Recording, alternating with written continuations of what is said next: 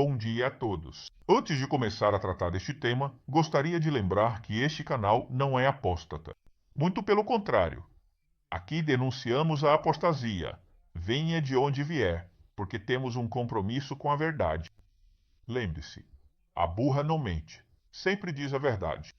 Eu sou testemunha de Jeová e o que trataremos aqui é para testemunhas de Jeová de mente aberta e para toda pessoa interessada em temas bíblicos. Daqui, não recomendamos tratamentos médicos, pois acreditamos que cada pessoa deve decidir por si mesma e se responsabilizar, como a Bíblia explica. Por isso, condenamos veementemente todos aqueles que usam de forma blasfema o nome de Deus para promover suas ideias pessoais e que, além disso, não se responsabilizam nem se arrependem de suas más ações.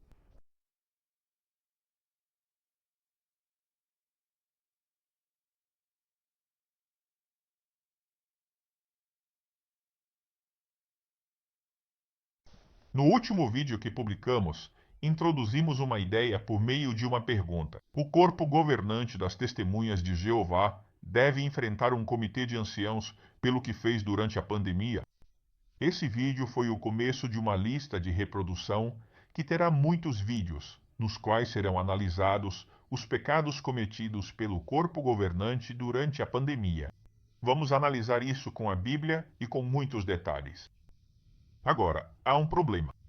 Muitos irmãos pensam que não se pode questionar o corpo governante. Portanto, esses irmãos não assistiriam a esses vídeos porque consideram que questionar o corpo governante é questionar a Jeová. Mas poderíamos nos perguntar algo: isso é verdade? Será que realmente questionar o corpo governante é questionar a Jeová? Na verdade, fazer essa pergunta é muito importante por outros motivos. Muitos irmãos já estão questionando o corpo governante pelo que ele fez durante a pandemia.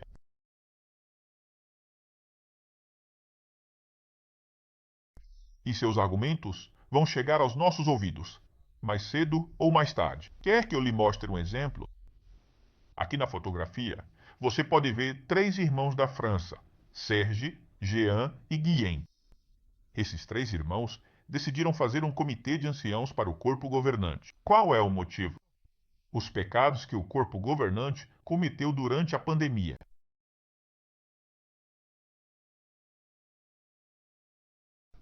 Já falamos sobre este livro que você pode ver na tela. É um livro gratuito onde esses pecados são analisados precisamente em detalhes e com base na Bíblia. Neste canal, vamos analisar da mesma forma todos esses pecados para que fiquem claros e todos entendam a gravidade do que foi feito. Esses irmãos consideram que o corpo governante não está livre de acusação. E, como bem sabemos, e como a própria Bíblia diz, uma pessoa que não está livre de acusação não pode ter responsabilidades na congregação.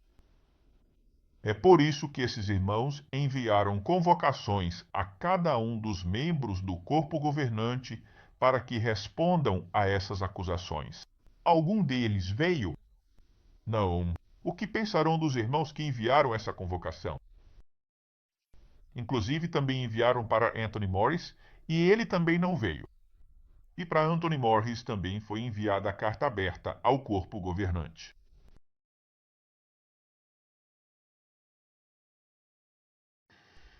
Portanto, o comitê será realizado na ausência deles.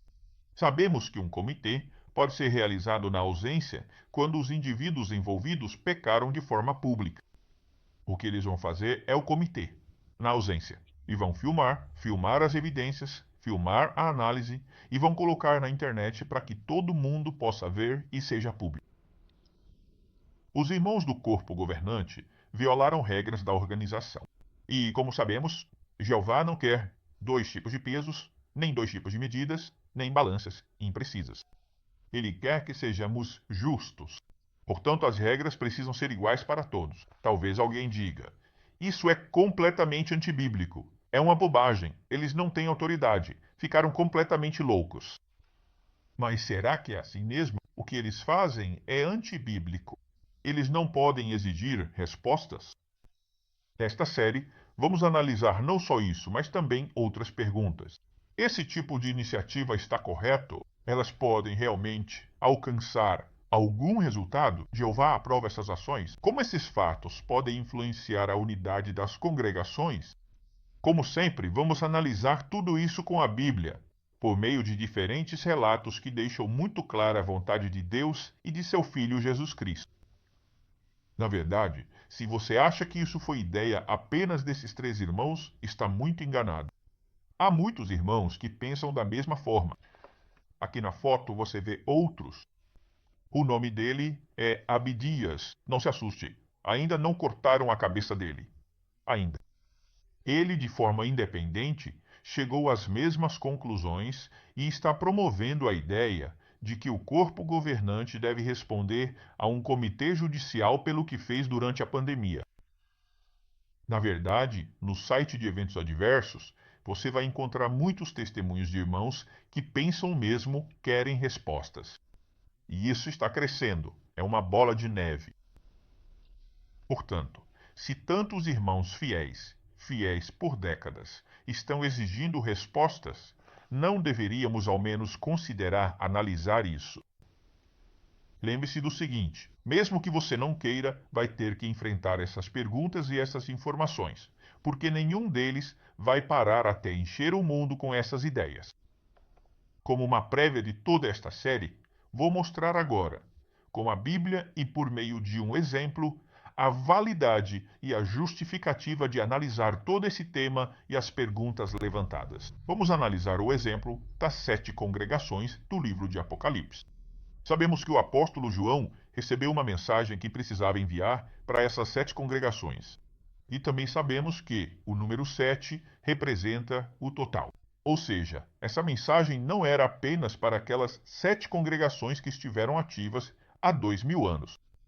É uma mensagem que vai diretamente para todas as congregações da terra. Nessas 7 congregações havia problemas. Esses problemas representam todos os problemas que as congregações enfrentariam. Eles são um símbolo, mas baseado em algo real, essas congregações realmente existiram.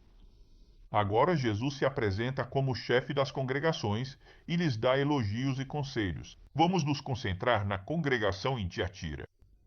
Para esta congregação, Jesus se apresenta como aquele que tem olhos como chama de fogo, ou seja, nada escapou a Jesus Cristo. O que ele via naquela congregação? Bem, ele via uma mulher chamada Jezabel. Não sabemos se essa mulher chamada Jezabel era realmente uma mulher ou um grupo de mulheres, mas o que sabemos é que ela tinha uma atitude semelhante à da antiga Jezabel. Ela se autopercebia como uma profetisa. Ou seja, ela se apresentava como o canal ou o meio entre Deus e os irmãos da congregação. Sabemos que um profeta é aquele que transmite mensagens atribuídas a Deus. Então o que ela fazia era transmitir mensagens que atribuía a Deus, não é? Como se fossem instruções dele. Mas essas mensagens não vinham de Deus. Na verdade, ela estava enganando os servos que estavam dentro daquela congregação. E o que faziam com essas mensagens? Bem, ela os enganava e os seduzia para que comessem carne sacrificada a ídolos e para que cometessem fornicação. O que você teria feito diante dessa situação? Bem, se você estivesse na congregação de Tiatira, provavelmente teria pensado que não poderia ir contra Jezabel. Por qual razão? Bem, Jezabel estava bem posicionada na congregação, era uma pessoa proeminente, tinha poder, influência, e diante dessa situação, pode ser que alguns irmãos tenham pensado e dito para si mesmos: vou esperar que Jesus Cristo resolva as coisas. E tenham permanecido numa posição completamente passiva.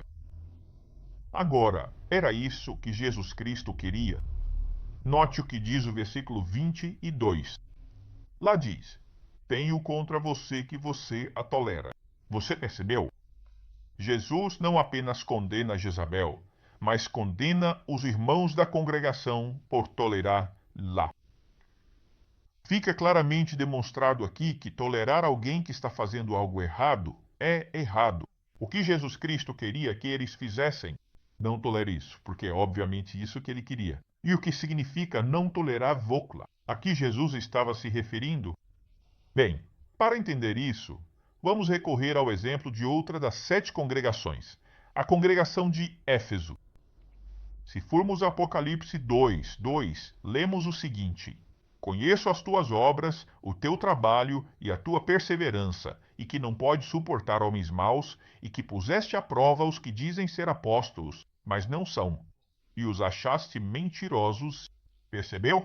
Jesus Cristo está elogiando essa congregação, está parabenizando-a. Por qual razão? Bem, ela, ou seja, todos os irmãos da congregação, colocaram à prova certos indivíduos que diziam ser apóstolos. Ou seja, essa congregação tinha o problema de que havia algumas pessoas que se apresentavam como apóstolos, algo muito parecido com o que acontecia em Tiatira.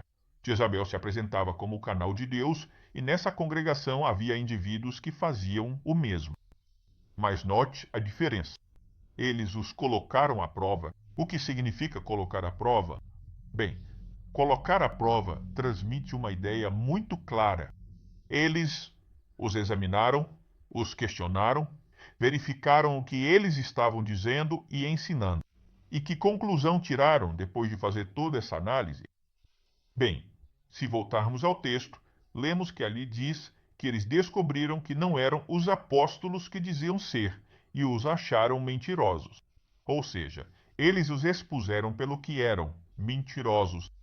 Repare que na parte inicial diz: você não pode suportá-los. Se prestarmos atenção, a palavra grega para suportar refere-se a suportar como uma carga. Ou seja, eles decidiram não tolerar os ensinamentos falsos. Percebeu? Vamos fazer uma relação, uma comparação. Em Éfeso, havia irmãos que se apresentavam como apóstolos. Eles os examinaram, os irmãos da congregação os questionaram, verificaram que o que diziam era falso e decidiram não tolerá-los. Jesus Cristo os elogia por isso. Por outro lado, temos a congregação de Tiatira. A congregação de Tiatira está em uma situação semelhante, mas todos os irmãos decidem esperar que Jeová resolva as coisas, tolerar essa mulher e o que faz Jesus Cristo. Ele os repreende, mostrando que isso não lhe agradava. Claro, depois, se voltarmos ao exemplo de Tiatira, veremos que Jesus Cristo diz que iria lançar Jezabel em um leito de enfermidade, e iria afligi-la. Mas repare, por que ele faria isso? Porque seus servos não agiram. Se seus servos tivessem agido, ele não precisaria fazer isso. Ou seja, Jesus Cristo age quando as pessoas que deveriam fazer algo não o fazem. Esse é o ponto. E, obviamente, ele repreende seus servos por não terem agido. Depois de analisar e entender o exemplo dessas duas congregações, podemos nos fazer algumas perguntas. Em primeiro lugar, vimos que Jezabel se apresentava como uma espécie de canal de Deus. Ela era uma espécie de meio que Deus usava para ensinar os irmãos da congregação. Ela era uma profetisa. Bem, o corpo governante das testemunhas de Jeová não se apresenta da mesma forma diante da congregação mundial das testemunhas de Jeová. O corpo governante não exige obediência cega. O corpo governante quer que o obedeçamos sem questionar. Qualquer coisa que nos pareça ilógica, estranha ou pouco prática no que eles ensinam, temos que obedecer, porque supostamente suas instruções vêm de Deus. Na verdade, muitas vezes, eles até se comparam com os apóstolos, assim como vimos que acontecia na congregação de Éfeso. Mas sabemos que Jezabel ensinava coisas falsas, ensinava ideias pessoais. E essas ideias pessoais fizeram com que muitos irmãos comessem carne sacrificada aos ídolos. Não é o mesmo que o corpo diretivo fez. O órgão dirigente promoveu ideias puramente pessoais durante a pandemia. Ele distorceu textos bíblicos à vista de todos. Ele manipulou dados, distorcendo-os. Na verdade, ele usou muitas falácias para promover o que acreditava ser certo. Isso fez com que muitos dos nossos irmãos, infelizmente contra sua própria vontade, comessem carne que havia sido sacrificada e oferecida aos ídolos pagãos, o que era uma prática proibida. Talvez você diga que esse paralelo não é exato ou que está totalmente errado. O paralelo é completamente exato. Na verdade, recomendamos que, se você não entende isso, leia o livro que mencionamos, onde se fala especificamente sobre a comparação entre promover tratamentos médicos e comer carne sacrificada aos ídolos. É exatamente a mesma coisa. E muitos irmãos cometeram esse pecado. É isso que vamos analisar nos próximos vídeos. Mas se você ainda acha que o paralelo não é perfeito, recomendamos que leia Hebreus, capítulo 5, versículos 13 e 14. Lá diz claramente que quem se alimenta de leite não conhece a palavra, porque é uma criança. O alimento sólido pertence a pessoas maduras, e a maturidade espiritual permite distinguir o certo do errado. Se você não percebe que o corpo governante fez estava errado, lamentamos dizer, não se ofenda. Mas você precisa estudar a Bíblia com mais profundidade, porque não está conseguindo distinguir o certo do errado. Por fim, vemos que as ações e ensinamentos de Jezabel promoveram a fornicação. Bem, você se lembra do que diz Tiago? Tiago 4:4. Adúlteras, não sabem que a amizade com o mundo é inimizade com Deus? Portanto, qualquer um que quiser ser amigo do mundo constitui-se inimigo de Deus. O corpo governante cometeu adultério espiritual ao se deixar influenciar completamente pelo mundo e se submeter buscando sua amizade. E não apenas cometeu adultério espiritual, mas também promoveu a fornicação espiritual e a idolatria na congregação, com muitas coisas que fez durante a pandemia e que iremos analisar. Qual é a conclusão? O corpo governante agiu exatamente como a Jezabel de Tiatira da antiguidade. A Bíblia, em Hebreus 13:8, diz: Jesus Cristo é o mesmo ontem, hoje e para sempre. Ou seja, Jesus Cristo não muda. Então, o ponto é este. Se Jesus Cristo, o cabeça da congregação, queria que Tiatira não tolerasse Jezabel, mas que, como Éfeso, a colocasse à prova, o que Jesus Cristo quer que façamos com o corpo governante? Se Jesus Cristo, o cabeça da congregação, repreendeu Tiatira por esperar passivamente e não agir contra o mal, será que Jesus Cristo não nos repreenderá se não fizermos nada e apenas ficarmos observando o que faz o corpo governante? Acredito que ficou totalmente claro que a análise que vamos fazer nesta série é totalmente válida. Como ponto final, repare no que diz o versículo 24 do capítulo 2. O que se diz a respeito de Tiatira? Ali, os ensinamentos de Jezabel são comparados com as coisas profundas de Satanás. Você considera que as coisas profundas de Satanás são imundas? Certamente sim, são lixo. E o que você faz com o lixo que tem em casa? Com certeza você o coloca para fora todos os dias. Jeová não merece o mesmo? A Bíblia não diz que Jeová é um Deus santo e que nós devemos ser santos? A Bíblia não diz que a congregação cristã é coluna e apoio da verdade? Se a congregação cristã é coluna e apoio da verdade, ela não pode ser um panfleto de propaganda de ideias satânicas, mentiras ou interesses de farmacêuticas ávidas por dinheiro. Os irmãos que pecaram e introduziram apostasia na congregação precisam responder, precisam se apresentar. Nos próximos vídeos, continuaremos analisando todo esse assunto e apresentando mais provas sobre tudo o que acabamos de dizer. Se você gostou deste vídeo, lembre-se de que pode demonstrar isso clicando no botão curtir e ativando as notificações. Essa simples ação pode ajudar para que outros também conheçam e se beneficiem deste conteúdo.